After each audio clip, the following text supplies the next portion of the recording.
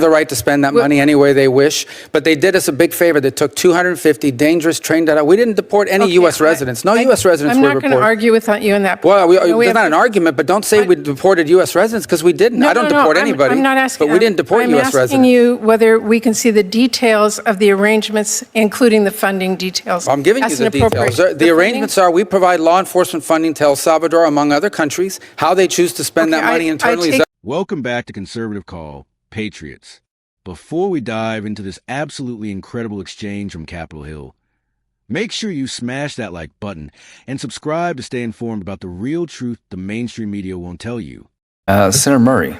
Thank you very much, Chair Graham. Senator Schatz, welcome to your new role. I look forward to working with both of you.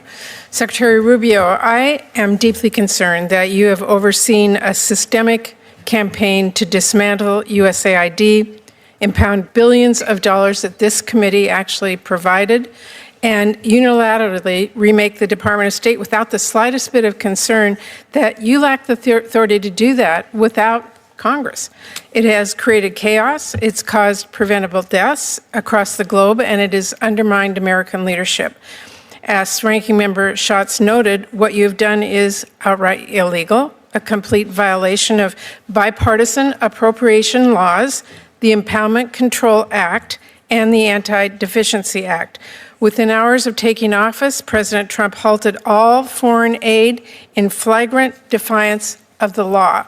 Now, under your watch, Secretary Rubio, that freeze was implemented with chaos and cruelty. And then you illegally shuttered USAID, placing everyone on leave, halting life-saving work, literally locking people out of the building and out of their devices, even in dangerous corners of our world.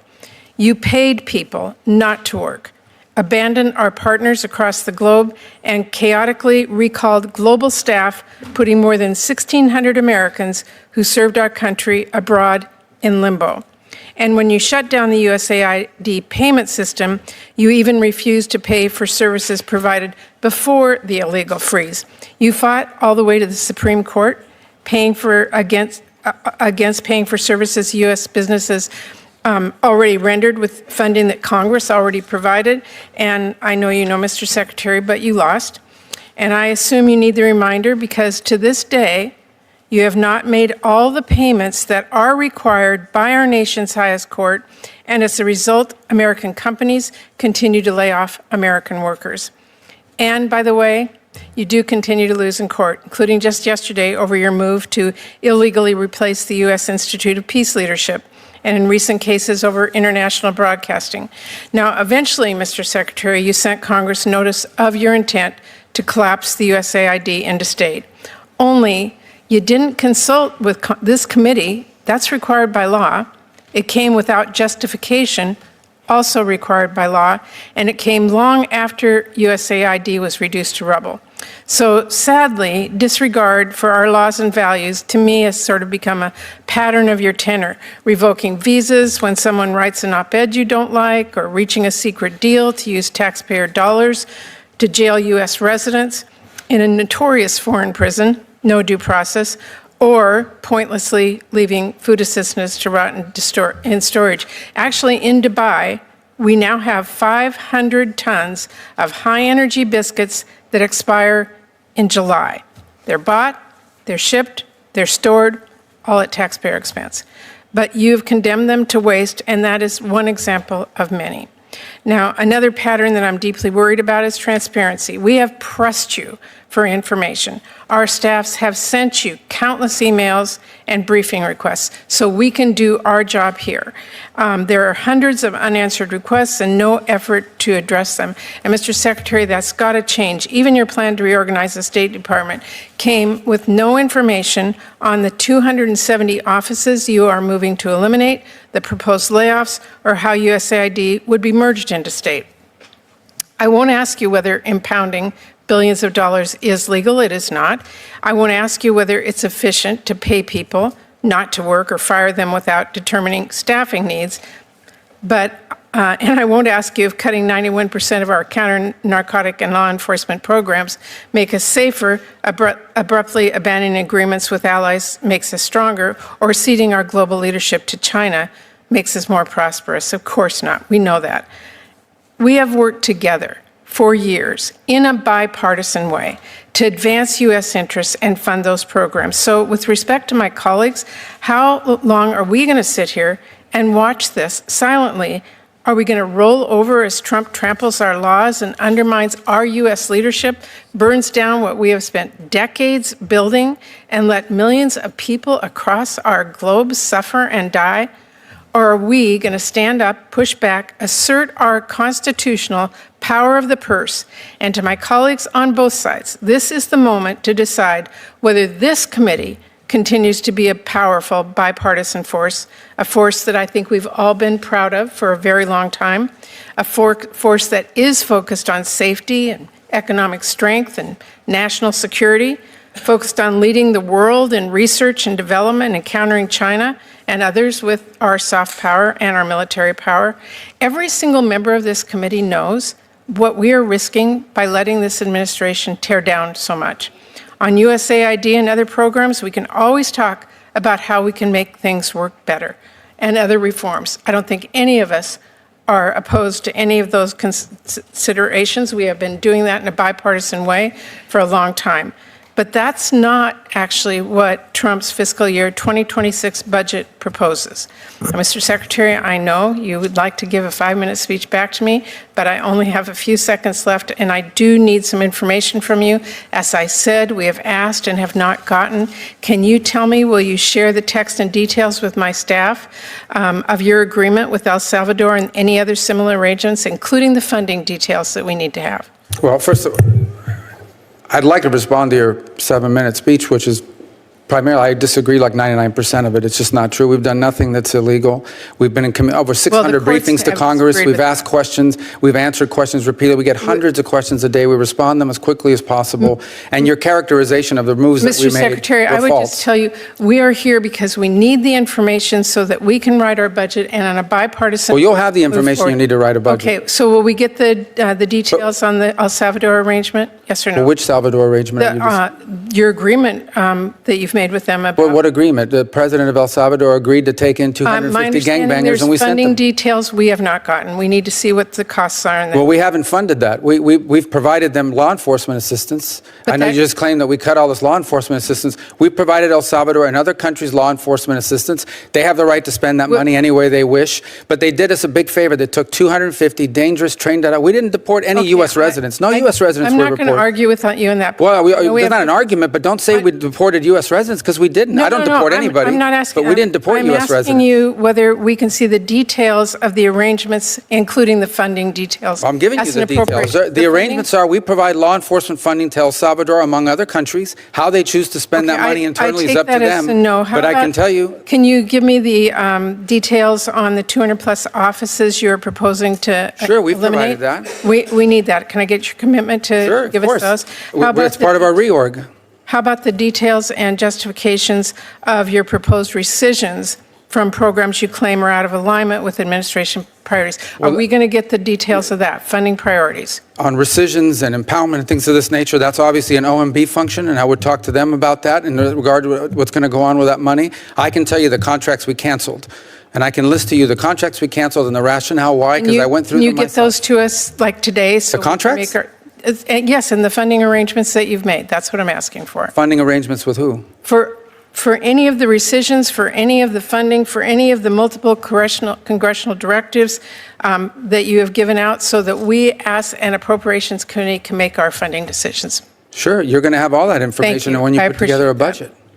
Thank you. I enjoyed that. Today, we're breaking down a heated congressional hearing where Secretary of State Marco Rubio completely dismantled a Democrat senator's unhinged attack on the Trump administration's America First foreign policy. What you just witnessed was a masterclass in how to handle liberal hysteria. Senator Murray from Washington State came loaded for bear with a 7-minute tirade full of accusations, lies, and complete misrepresentations of what the Trump administration has actually accomplished. But Secretary Rubio, like the seasoned professional he is, calmly and methodically destroyed every single one of her talking points. Let's start with the elephant in the room. Murray is claiming that freezing foreign aid is somehow illegal. This is absolutely ridiculous. President Trump ran on America first, and that means putting American taxpayers before sending billions overseas to countries that often work against our interests. The American people voted for this exact policy. We're tired of our hard-earned tax dollars being shipped off to foreign nations, while our own communities struggle with infrastructure, education, and healthcare costs. When Murray talked about halting foreign aid being illegal, she's fundamentally misunderstanding the executive branch's authority over foreign policy. The president has broad discretionary powers when it comes to foreign aid distribution, especially when it comes to ensuring that aid aligns with American national security interests. What Trump and Rubio are doing is exactly what they promised to do during the campaign. Now, let's talk about USAID. Murray is painting this reorganization as some kind of catastrophe, but what's really happening is long overdue government efficiency. For decades, USAID has operated as a bloated bureaucracy that often worked at cross purposes with our State Department. Consolidating these functions under State Department leadership isn't just smart government. It's essential for coherent foreign policy execution. The senator mentioned 600 Americans being put in limbo, but what she's not telling you is that many of these positions were redundant or actively undermining American interests abroad. The Trump administration is conducting a thorough review to ensure that every American serving overseas is actually advancing American interests, not the globalist agenda that dominated previous administrations. Murray's complaint about transparency is particularly rich coming from someone whose party spent 4 years trying to undermine Trump through manufactured investigations and constant obstruction. The Trump administration has provided over 600 briefings to Congress, as Rubio clearly stated. They're answering hundreds of questions daily. The idea that they're somehow being secretive is complete nonsense.